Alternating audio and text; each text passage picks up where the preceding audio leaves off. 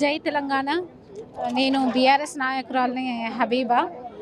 ఈరోజు మన ఇందిరా పార్క్ దగ్గర జరిగినటువంటి మహాధర్నా జియో నెంబర్ 17 గురించి మన ముఖ్యమంత్రి రేవంత్ రెడ్డి గారు చేస్తున్నటువంటి పరిపాలన అనేది చాలా ప్రతి ఒక్కరికి భిన్నంగా ఉన్నది.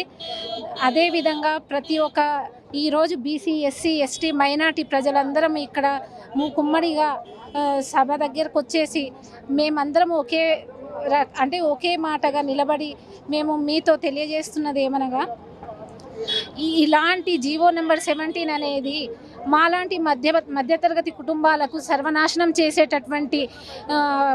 చేసేటటువంటి విధంగా మీరు చిన్న ఉద్యోగం లేకుండా వైద్య, విద్య, ఉద్యోగం పరంగా ప్రతి ఒక్కరిని నాశనం చేయడానికి కంకణం కట్టుకొని మా ప్రజాపాలన అనేటటువంటి పేరుతో మోసపూరితమైనటువంటి పాలనను మీరు కొనసాగిస్తున్నారు. ఇలాంటి పాలన ప్రజలకు మీరు చేసేటటువంటి అన్యాయానికి ఈరోజు మేము చేస్తున్నటువంటి మహాధర్నా అనేది మీకు ఖచ్చితంగా ఒక గుణపాఠాన్ని నేర్పుతుందని మేము కోరుకుంటున్నాము.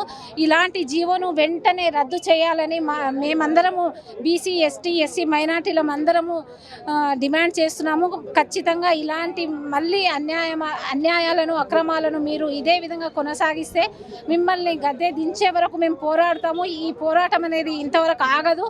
దీన్ని మేము ఎంతవరకైనా ముందుకు తీసుకెళ్ళి కొనసాగిస్తామనేసి తెలియజేస్తూ జై తెలంగాణ, జై బీఆర్ఎస్, జై ఆర్ఎస్పీ.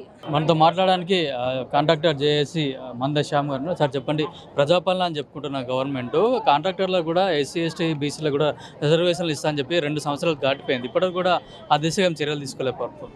మీరు రేవంత్ రెడ్డి ప్రజాపాలన అనద్దు, దొంగల పాలన అంటారు. దీన్ని దొంగలు పరిపాలించే పాలన కనుక ఈరోజు చిన్న కుటుంబీకులను కూడా రోడ్డు ఎక్కినాం. ఆయన ప్రజా సంక్షేమం ఆయన చేసిన డిక్లరేషన్స్ ఏడ చేసిండు, ఆయన ఇచ్చిన 6 హామీలు ఏడ పెట్టిండు, ఉచితంగానే ఒక బస్సుది పెట్టిండు, దాంట్లో కొట్టాటలు పెట్టిండు మా ఆడక్కలందరికీ. మహిళలందరినీ కోడీశ్వరులు చేసిండు, కనీసం వాళ్ళని గల్లి కూడా దాటనిస్తలేడు. ఇదే ఏ జీవో నెంబర్ 17 పిఎంఈ విధానంలో వాళ్ళు ఇచ్చిన ఇన్స్ట్రక్షన్స్ ప్రకారం ఈరోజు మేము కొట్లాడుతున్నామో, Telangana BC, SC, ST, minority contractor JC నుంచి మేము కొట్లాడుతున్నామో, దాంట్లో కూడా గిరిజన మహిళలకు మేము కాంట్రాక్టులు ఇస్తామన్నాడు, మహిళా సంఘాలకు ఇస్తా అన్నాడు, వాళ్ళకి ఎటువంటి ఈఎండీలు, సెక్యూరిటీ డిపాజిట్ లేకుండా ఇస్తాన్నారు. నీ ముఖం పెట్టుకొని నువ్వు ఇవ్వాలనుకుంటే వాళ్ళు తీసుకోరా? నువ్వెందుకు వాళ్ళకు అవకాశాలు కల్పిస్తావు? అడ్వాన్స్ లోన్స్ ఇచ్చి కూడా నువ్వెందుకు వాళ్ళని ఎంకరేజ్ చేస్తలేవు? మరి అంటే నువ్వు సెంట్రలైజ్డ్ చేసుకుంటూ వీళ్ళని తీసుకొచ్చి పెడితే మాలాంటి చిన్న కాంట్రాక్టులే చేస్తలేరు. మహిళా సంఘాలు చేస్తారా అండి? సెంట్రలైజ్ చేసి అన్ని స్కూల్లో 100 కోట్ల రూపాయలు పెట్టుబడి అంటే వాళ్ళే పెడతారు. అసలే నువ్వు చేసిన 6 నెలలకు 8 నెలలకు బిల్లులు ఇస్తున్నావు. దాంట్లో మళ్ళీ పేరుకు వాడుతాండి. మహిళలో మాడతాడు, ఎస్సీలో మాడతాడు, ఎస్టీలో మాడతాడు, బీసీలో మాడతాడు, బోవర్ మాటలని మాట్లాడి అప్పటిదప్పుడు సపోర్ట్లు కొట్టిస్తాడు. ఇక అలా నాయకుడు మాట్లాడుతాను కనుక వాళ్ళ నాయకులు కూడా సపోర్ట్లు కొట్టక తప్పలేదు. వాళ్ళు మనసు చంపుకొని సపోర్ట్లు కొడతారు. కానీ 100% పెద్ద దొంగల పాలన జరుగుతుంది ఈ రేవంత్ రెడ్డితో. తెలంగాణ వచ్చిన తర్వాత ఈ గవర్నమెంట్ ఇట్లా జరుగుతుందని ఎవరు ఊహించారు? వాస్తవానికి తెలంగాణ కంటే ముందు జరిగిన దాన్ని అరికట్టడానికి కేసీఆర్ గారు కొన్ని వందల మంది అమరవీరుల త్యాగాలతో ఏర్పడ్డ తెలంగాణను మళ్ళీ తెలంగాణ గతంలో జరిగినట్టే జరుగుతుందని ఎవరు కూడా ఊహించలేదు. ఎందుకంటే తెలంగాణ కాంట్రాక్టర్లు కాకుండా వేరే ఆంధ్ర కాంట్రాక్టర్లు కూడా ఎక్కువ శాతం కాంట్రాక్టర్ కేటాయిస్తున్నారు. Yes 100% correct. ఇది తెలంగాణ కాంట్రాక్టులు ఒక్కరు కూడా ఎలిజిబుల్ అయితే లేదు ఇప్పుడు దీంట్లో. అదే ఆంధ్ర కాంట్రాక్ట్లు అవుతున్నారు. మరి ఎందుకు ఈరోజు కేరళ కావచ్చు, తమిళనాడు కావచ్చు, కర్ణాటకలో వాళ్ళు ఒక సిస్టమ్ పెట్టిండ్రు. సిస్టమ్ పెట్టేది ఎవరంటే ఇంటి యజమాని ఎవరు? తెలంగాణకు రేవంత్ రెడ్డి. నువ్వు పెట్టచ్చు కదా. తెలంగాణ ప్రాంత వాసులే ఈ టెండర్లకు అర్హులు. నువ్వు ఇక్కడ వీళ్ళ స్టేట్మెంట్ నీకు తెలుస్తాయి కదా, వీళ్ళ ట్రాన్సాక్షన్ నీకు తెలుస్తుంది కదా. నువ్వు ఎందుకు 500 కోట్లు పెట్టాలి? ఎందుకు నువ్వు అంత పెద్దవాడికి సెంట్రలైజ్ చేసినావు? 50 లక్షలు పెట్టకపోయినావు. ఎస్సీ, ఎస్టీలకు ఎటువంటి ఇన్స్ట్రక్షన్స్ లేవని చెప్పకపోయినావు. ఏది లేదు. ఇప్పుడు ఎంఎస్ఎంఈ అయినా చిన్న పరిశ్రమల వాళ్ళకు ఈఎండి లేదు, సెక్యూరిటీ డిపాజిట్ లేదంటాను. కానీ టర్నోవర్ 500 కోట్లు చూపించాలంటాను. వాళ్ళు ఎట్లా చూపిస్తారు? అది చూపించారు కనుక టెండర్ ఫామ్ కన్నా ఫెయిల్యూర్ వాళ్ళు. అంటే బోగర్ మాటలు చెప్పి ప్రజలను నమ్మబలగనట్టుగా మేము చూడండి అని పేపర్ నోటుకి ఇస్తాను, లోపల చేస్తున్నారు. ఇప్పుడు చిన్న కాంట్రాక్టర్ కూడా పెద్ద కాంట్రాక్టర్ ఎవరైతే A1 కాంట్రాక్టర్ వాళ్ళకి అప్పచెప్తున్నారు. అట్లాంటప్పుడు చిన్న కాంట్రాక్టర్లు ఏం కావాలి? వాళ్ళకి ఏమున్నది? రేవంత్ రెడ్డి పాలన ఈ కింది వెనుక కాలు కింద పెట్టి నేలకు దొక్కడమే తప్ప వాళ్ళని పైకి తీసుకొస్తాన్న ఆలోచన లేదు. అంతా ఆ మైండ్ ఆయన ఏ సామాజిక వర్గంలో పెట్టిన దొంగలు అందరూ అట్లా ఉండరు. బట్ అట్లాంటి దొంగలు మాత్రమే ఇలా చేస్తూ ఉంటారు. ఉన్నోన్ని ఇంకా ఉండేటట్టు లేపుతాను, నువ్వు లేనోన్ని తొక్కుతున్నావు. మరి ఎప్పుడు నువ్వు ప్రజాపాలనని నువ్వు ఎప్పుడు అందరితో పాటు సమానంగా జనాలను బయటకు తీసుకురాగలుగుతావు? ఎప్పుడు చేయగలుగుతావు? నువ్వు నీ చేతిలో ఉన్న పని నువ్వు చేయలేనప్పుడు ఇంకే విధంగా ఈ జనాలు సమభాగం అవుతారు?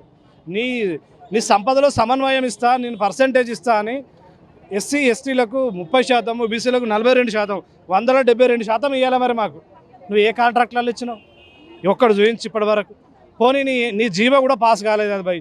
నువ్వు నార్మల్గా దాంట్లో ఒక 10% అని ఇచ్చినావు, 1% కూడా ఇవ్వకపోతుంది. నీ మాటలు ఎట్లా నమ్మాలి? నువ్వు ఆ విధంగా చేస్తావని ఏ విధంగా నమ్మాలి? మళ్ళీ ఇంకా 2 సంవత్సరాలు కలిసిన తర్వాత తప్పకుండా ఇప్పుడు నేను జీవో ఇస్తానని ఒక నెల రోజుల ముందు జీవో ఇచ్చి మెల్లలు ఎలక్షన్లకు వస్తారు. ప్రజలే చెప్తారండి సమాధానం. ఆయన మాటలు అని కూడా దండగే. మన మాట వేస్ట్, మన శక్తి వేస్ట్ ఆయన గురించి మాట్లాడితే. మీ భవిష్యత్ కార్యాచరణ ఏ విధంగా ఉండబోతుంది? మా భవిష్యత్ కార్యాచరణ ఒకటే, మా బహుజన వర్గాల నుంచి మేము కూడా ఉన్నతమైన పొజిషన్లలో కాంట్రాక్టులుగా ఎదగాలి. అదొక గురుకులాలు ఒక్కటి కాదు మేము అడిగేది. ఇప్పుడు ఇరిగేషన్ డిపార్ట్మెంట్ ఉంది, అదేవిధంగా R&B డిపార్ట్మెంట్ ఉంది, అదేవిధంగా WHMC డిపార్ట్మెంట్ ఉంది, అదేవిధంగా హెల్త్ డిపార్ట్మెంట్ ఉంది, ఎడ్యుకేషన్ డిపార్ట్మెంట్ ఉంది. ప్రతి సెక్టార్లో కూడా మాకు అవకాశాలు ఇవ్వాలి. ఏ సామాజిక వర్గానికి తగినంతగా ఆ సామాజిక వర్గానికి నువ్వు అవకాశాలు ఇచ్చినప్పుడు కదా నువ్వు సమపాలన చేసినట్టు, ప్రజాపాలన చేసినట్టు, నువ్వు ప్రజల సంక్షేమం కోరిన వ్యక్తి అవుతావు. మరి భోగర్ మాటలు చెప్పేవారు నీ చేతిలో పనే కదా. వేల కోట్ల రూపాయలకు నీ కుటుంబీకులు, నీ బినామీలు రావాలి. 20%, 30%, వేల కోట్లు ఎవడన్నా టెండర్లలో కాంపిటీషన్ వస్తే 100 మంది వస్తే నేను రూపాయికి వేస్తే నేను 75 పైసలకు వేస్తానంటోనికి ఇస్తాడు. అరే ఒక పావులో తగ్గిస్తే నా గవర్నమెంట్కి సేఫ్ అవుతుంది, సో నా ప్రజానికానికి సేఫ్ అవుతుంది, నా పిల్లలకు సేఫ్ అవుతుంది. ఈ దరిద్రులు ఏం చేస్తున్నారంటే మరి ఆ అధికారులకైనా కొంచెమైనా సెన్స్ ఉండాలి కదా, చెప్పే వాళ్ళకైనా. వాళ్ళకి తెలియదా గతంలో ఏ విధంగా జరిగిందన్నది? వాడు రూపాయికి వేస్తే వీడు రూపాయి పావులకు ఇస్తున్నాడు వానికి. అంటే వానికి కాంపిటీషన్ ఎవరు లేరు. లేదండి ఇప్పుడున్న పరిక్యాప్టర్ ప్రకారం పెరిగింది కానీ నాకు రూపాయి పావులు అంటే వాడు తగ్గించి చూసిన కాంపిటీషన్ వస్తే నువ్వు కాంపిటీషనే లేకుండా చేసి నువ్వు అనుకున్న రేట్ వేసుకొని నువ్వు దాంట్లో పర్సెంటేజ్లు తీసుకోవడానికి ఈ దొంగ కథలు పడుతున్నాడండి. ఇది వాస్తవం. ఇది ప్రజలందరూ గమనిస్తున్నారు. తప్పకుండా ఈ Telangana BC SC ST minority కాంట్రాక్టులు అందరం కూడా ఎవ్వరం కూడా ఊరుకునేది లేదు. మా డిమాండ్ నెరవేరేదాకా మేము పోరాడతాం. ఇంతకుముందు కూడా మాకు పెద్దలు శ్రీ BRS రాష్ట్ర working president Kalvakuntla Taraka Ramarao sir గారు కూడా మాకు మంచి భరోసా కూడా ఇచ్చారు. అవసరమైతే ఢిల్లీలో జంతర్ మంతర్ కాడ కూడా కూర్చుంటాం. Thank you.